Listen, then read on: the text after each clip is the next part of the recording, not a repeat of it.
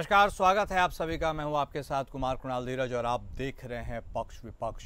आज बात करेंगे नतीजों की।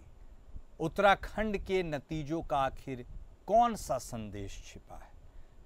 छात्र संघ चुनाव की ही बात कर रहे हैं हम। उत्तराखंड में हुए छात्र संघ चुनावों में छात्रों ने जिस उत्साह से भागीदारी कर अपना निर्णय सुनाया है, उसने सियासत की दशा और दिशा को भी जता दिया है। अधीनस्थ सेवा चयन आयोग पेपर प्रकरण और भर्ती परीक्षाओं में अनियमितता को लेकर चल रहे विरोध प्रदर्शन के बीच ये माना जा रहा था कि छात्र और युवा आक्रोशित हैं, लेकिन जिस तरह से छात्र संघ चुनाव संपन्न हुए उसने तमाम आशंकाओं को निर्मूल साबित कर दिया। महाविद्यालयों में छात्र संघ की लगभग 80% सीटें अखिल भारतीय विद्यार्थी परिषद यानी एबीवीपी की झोली में गई। इसे धामी सरकार के कामकाज पर युवाओं की मुहर के तौर पर देखा जा रहा है। हालांकि उत्तराखंड में हुए छात्र संघ चुनाव में अखिल भारतीय विद्यार्थी परिषद ने छात्र संघ चुनाव के जो नतीजे बताए हैं उसको लेकर एनएसयूआई ने आपत्ति जताई है। एबीवीपी ने कहा है कि हमने 58 महाविद्यालय के अध्यक्ष पद पर जीत हासिल की है, जिसको लेकर एनएसयूआई के प्रदेश अध्यक्ष विकास नेगी ने जानकारी साझा करते हुए कहा है कि एनएसयूआई ने 34 महाविद्यालयों में अध्यक्ष पद पर जीत हासिल की है और 18 महाविद्यालय में निर्दलीय ने अध्यक्ष पद पर जीत हासिल की है, जिसको हम सार्वजनिक कर रहे हैं। साथ ही विकास नेगी ने कहा कि अखिल भारतीय विद्यार्थी परिषद को भी एक सूची जारी करनी चाहिए जिनमें वह कह रहे हैं कि 58 महाविद्यालय के अध्यक्ष पद पर जीत हासिल हुई है। उन सभी 58 प्रत्याशियों की सूची जारी करे जिसमें यह साफ हो जाएगा कि वह सच कह रहे हैं या फिर झूठ। तो एनएसयूआई ने एबीवीपी के दावे पर सवाल खड़े कर दिए हैं। जिस तरह से नतीजे आए हैं, एबीवीपी की 58 कॉलेजों में अध्यक्ष पद पर जीत की बात कही जा रही है, वह अपने आप में इस बात को इंगित कर रहा है कि क्या तमाम विरोध प्रदर्शन के बावजूद भी छात्र एकजुट रहे और उन्होंने धामी सरकार के कामकाज पर मुहर लगाई? क्या यह संदेश है? और यह जो संकेत है यह अपने आप में सवाल भी खड़ा कर रहा है। चलिए सवाल जवाब चर्चा के इस प्रकरण को शुरू करते हैं। हमारे साथ हमारे खास मेहमान जुड़ चुके हैं। हमारे साथ भारतीय जनता पार्टी के तरफ से बतौर नेता ऋषभ पाल जी जुड़ चुके हैं। हमारे साथ कांग्रेस पार्टी के तरफ से बतौर प्रवक्ता मनीष कर्णवाल साहब भी जुड़ गए हैं। आप दोनों खास मेहमान का स्वागत है। शुरुआत ऋषभ जी आप ही के साथ। देखिए, युवाओं का जोश हाई हमेशा रहता है, लेकिन जब चुनाव के नतीजे आते हैं तो बस मुहर लगने का काम होता है। कहा जा सकता है कि उत्तराखंड में युवा अपना मन बना करके धामी सरकार के कामकाज पर मुहर लगा के तमाम आशंकाओं को पलटते हुए, विरोध को दबाते हुए ये साबित कर चुके हैं कि एबीवीपी का परचम लहरा है और वही उत्तराखंड के युवा चाहते हैं। आपको नमस्कार मेरा। देखिए, आपने बिल्कुल सही कहा है कि उत्तराखंड के अंदर जो छात्र संघ चुनाव हुए और उस छात्र संघ चुनाव में जो नतीजे आए और एक प्रचंड बहुमत अखिल भारतीय विद्यार्थी परिषद जो कि राष्ट्रवाद की विचारधारा से काम करता है, जो कि ज्ञानशील एकता के नारे से काम करता है, उसको बहुमत दिया है। और देखिए, अभी बीच में एक धरना प्रदर्शन चल रहा था, युवाओं का जो पेपर लीक मामला था, उसमें जो युवा धरने पर बैठे थे, लोगों ने उसको राजनीतिक मुद्दा बनाकर युवाओं को भ्रमित करने का काम किया। परंतु इस छात्र संघ चुनाव से जो अखिल भारतीय विद्यार्थी परिषद की ऐतिहासिक जीत हुई है और 58 अध्यक्ष समित 332 टोटल जो पद हैं, उसमें अध्यक्ष, उपाध्यक्ष, महासचिव, कोषाध्यक्ष, ऐसे तमाम जो पद होते हैं जिन पे हमारे छात्र चुनाव लड़ते हैं, ऐसे 332 पदों पर अखिल भारतीय विद्यार्थी परिषद ने जीत दर्ज की है। तो ये सीधा सीधा बताता है कि जो उत्तराखंड के युवाओं का जो मत है वो राष्ट्रवाद की विचारधारा को है, अखिल भारतीय विद्यार्थी परिषद को है। और सीधी सी बात है, अखिल भारतीय विद्यार्थी परिषद संघ का एक छात्र संगठन है और ये राष्ट्रवाद के लिए काम करता है, छात्रों के अंदर ज्ञानशील एकता के लिए काम करता है। तो ये समर्थन सीधा सीधा धामी जी की सरकार को भी मिलता है। और आप देखिए, ये समर्थन अखिल भारतीय विद्यार्थी परिषद को मिला है, सीधा सीधा ठीक। भारतीय जनता पार्टी अखिल भारतीय धामी जी की सरकार को मिलता है। ठीक बात है। मनीष कर्णवाल जी भी हमारे साथ जुड़े हैं। कर्णवाल साहब, देखिए, अब चुनावी जीत बहुत कुछ कह जाती है आगे के चुनावों के लिए भी। आपको लग रहा है, सबसे पहले तो प्रतिक्रिया दे दीजिए कि यह जो चुनाव के नतीजे आए हैं उससे कितना सरप्राइज्ड आप हैं, और आप यह भी विरोध जता रहे हैं कि भाई इस नतीजों से आप संतुष्ट नहीं है। सत्ता पक्ष कहता है जब भी नतीजे आते हैं आप हार जाते हैं, आप संतुष्ट नहीं होते हैं। कर्णवाल साहब,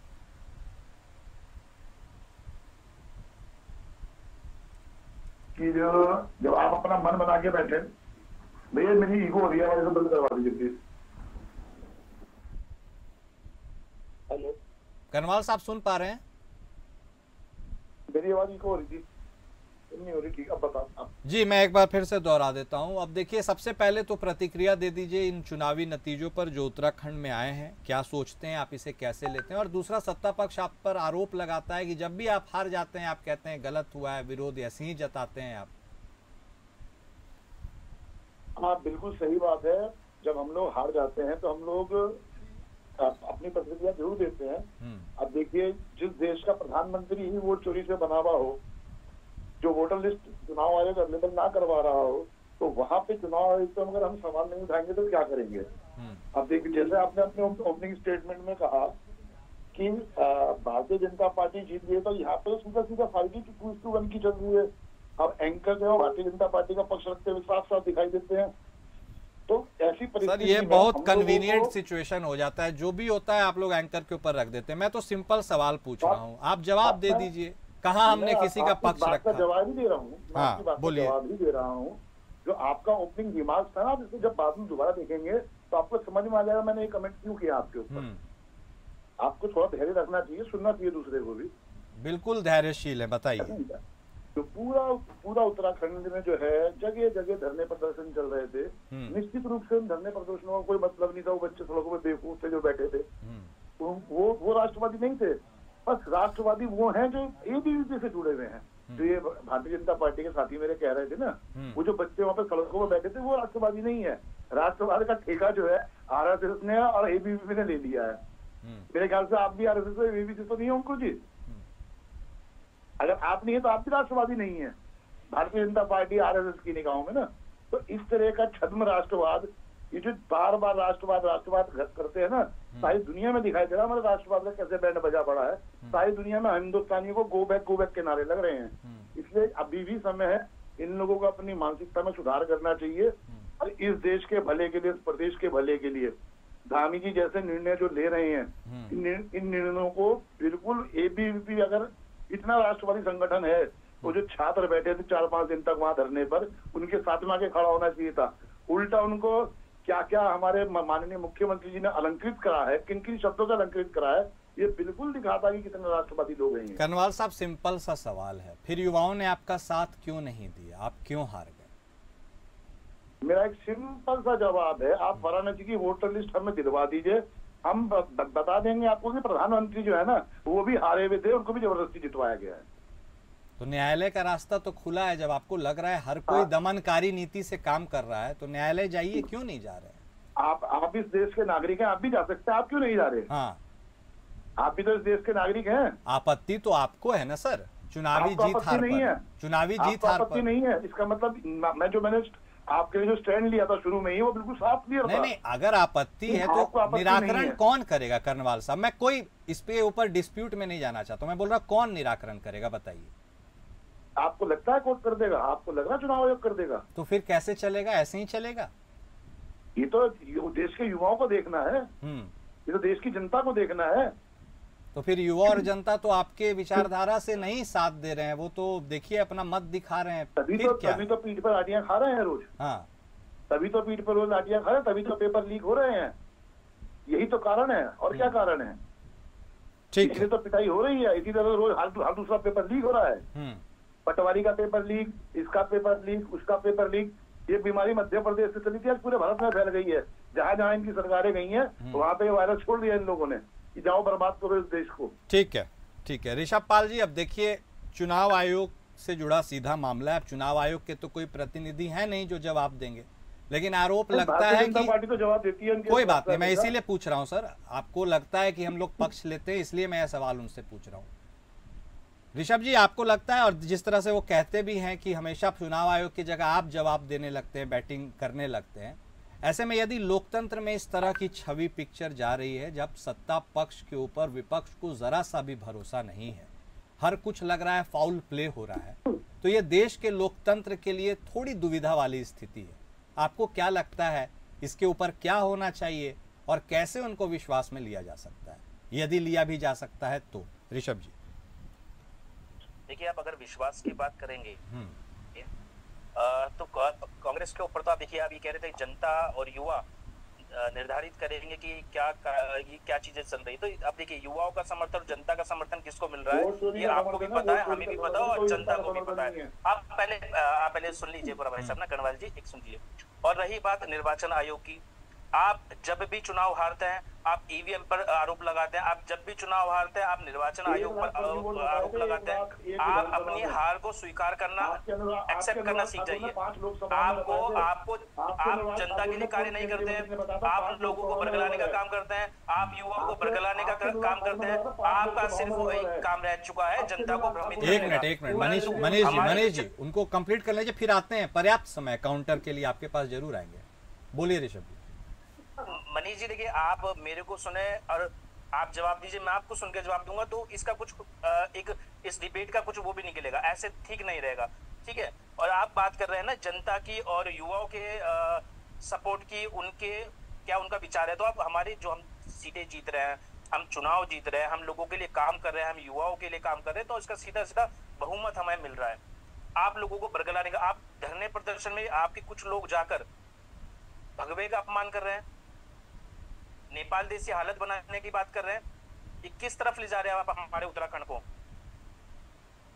ये आपको भी सोचना पड़ेगा कि आप हमारे उत्तराखंड को, हमारे देश को दंगे में धकेलने का काम करेंगे। कुछ सवाल है, स्पष्ट सवाल है, कर्नवाल साहब जवाब दे दीजिए। मेरे साथी को शायद ये जानकारी नहीं है कि इन्हीं के पार्टी के सांसद ने पश्चिम बंगाल में बयान दिया था कि नेपाल की तरह की क्रांति लाकर हम पश्चिम बंगाल में सत्ता परिवर्तन करेंगे। शायद मेरे साथी को ये मालूम नहीं है कि अनुराग ठाकुर ने 5 लोकसभाओं में दावा किया था कि वोट बढ़े हैं और घटे हैं, क्योंकि उन्होंने उनके पास तो वोटर वो थी ना, मशीन रीडेबल में, वो फॉर्मेट में थी वोटर लिस्ट, तो उन्होंने तो तुरंत 2 दिन में निकाल लिया था। हमारे को दे नहीं रहे, हम लगातार मांग रहे हैं चुनाव आयोग से, पूरा इंडिया गठबंधन जाके मांग रहे हैं, और एनडीए अलायंस वाले कभी नहीं बोलेंगे इसके पक्ष में कि वोटर लिस्ट पे होनी चाहिए। अनुराग ठाकुर ने एक बार बोला, पता लगा कि तो उल्टा बूमरैंग कर गया है, तो उसके बाद से किसी की जुबान नहीं खुल रही है। सारी भारतीय जनता पार्टी चुनाव आयोग को बचाने में लगी है और कुछ नहीं कर रही। इसके अलावा निश्चित रूप से इस देश का युवा, इस देश के बुद्धिजीवी लोग इस देश की डेमोक्रेसी को बचाएंगे। ये डेमोक्रेसी हमारे खैरात में नहीं मिली, इसको हमने अर्जित किया। हमारे पुरखों का खून मिला हुआ है इसमें। ये आरएसएस, ये जो नागपुर आरएसएस वाले हैं ना, इन लोगों ने तो कभी नखून भी नहीं कटवाया उसके लिए। ये हम लोगों ने, कांग्रेसियों ने, इस भारत के आम मजदूर ने, आम किसान ने इस डेमोक्रेसी को अपने लिए लिया है। ये जो आरएसएस की सोच है, जो मनुवादी सोच है, निश्चित रूप से वो चाहती है कि किसी भी कीमत पर यहाँ पर मनुस्मृति लागू हो जाए, जिससे कि चंद एक चित्पावनी ब्राह्मणों का जो ग्रोह है, वो लोग इस पूरे के पूरे उसको जो है भारत की उसको ना अपने काबू में रखना चाहते हैं। संस्थानों जैसे अडानी को लगातार जमीनें दी जा रही है, 1 रुपए में 1050 एकड़ जमीन दे दी जा रही है। तो ये बिल्कुल वही चित्पावनी ब्राह्मणों वाली सोच है जो हजारों सालों से चली आ रही है। इससे लड़ाई हम पहले भी लड़ते हैं और आगे भी लड़ते रहेंगे।